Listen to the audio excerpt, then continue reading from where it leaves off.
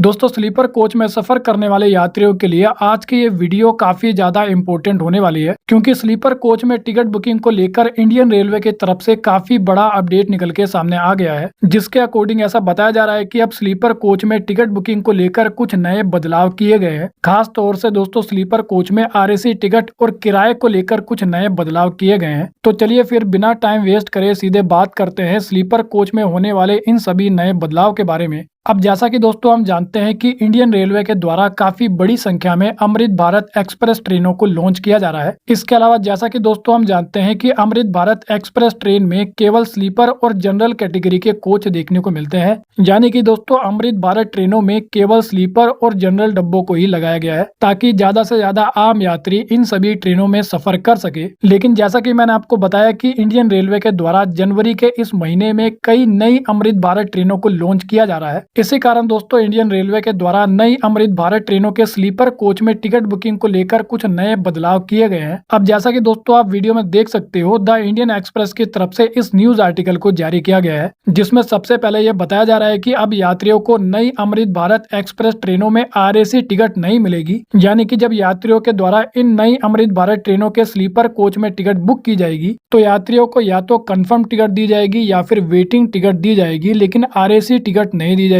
अब जैसा कि दोस्तों हम जानते हैं कि आरएसी टिकट मिलने पर एक ही सीट पर दो यात्री बैठकर सफर करते हैं, लेकिन अब इंडियन रेलवे के द्वारा नई अमृत भारत एक्सप्रेस ट्रेनों में आरएसी टिकट को खत्म कर दिया गया है। इसके अलावा दोस्तों अमृत भारत एक्सप्रेस ट्रेन के स्लीपर कोच में लगने वाला जो किराया है उसमें भी आपको एक नया बदलाव देखने को मिलने वाला है। बेसिकली ऐसा बताया जा रहा है कि यात्रियों को इन अमृत भारत ट्रेन के स्लीपर कोच में टिकट बुक करने के लिए मिनिमम 200 किलोमीटर के हिसाब से किराया देना होगा। यानी कि मान लीजिए कि अगर आप अमृत भारत ट्रेन के स्लीपर कोच में 100 किलोमीटर या फिर 150 किलोमीटर की दूरी के लिए टिकट बुक कराते हो, तो फिर दोस्तों आपको स्लीपर टिकट का जो किराया है वो 100 किलोमीटर या फिर 150 किलोमीटर की दूरी के लिए नहीं बल्कि 200 किलोमीटर की दूरी के लिए देना होगा। यानी कि अगर आप स्लीपर कोच में 100 किलोमीटर तक की दूरी की यात्रा करते हो तो उसके बाद भी आपको जो किराया है वो 200 किलोमीटर की दूरी के हिसाब से देना होगा। इसके अलावा ऐसा बताया जा रहा है कि इन अमृत भारत ट्रेन के स्लीपर कोच में 200 किलोमीटर की दूरी के लिए यात्रियों को 149 रुपए किराया देना होगा, यानी कि लगभग 150 रुपए। इसी के साथ दोस्तों अगर आप अमृत भारत ट्रेन के जनरल कोच में सफर करते हो तो वहां पर आपको मिनिमम 50 किलोमीटर के हिसाब से लगभग 36 रुपए किराया देना होगा। और लास्ट में यह बताया जा रहा है कि इन नई वाली अमृत भारत एक्सप्रेस ट्रेनों में केवल 3 कोटे लागू किए जाएंगे,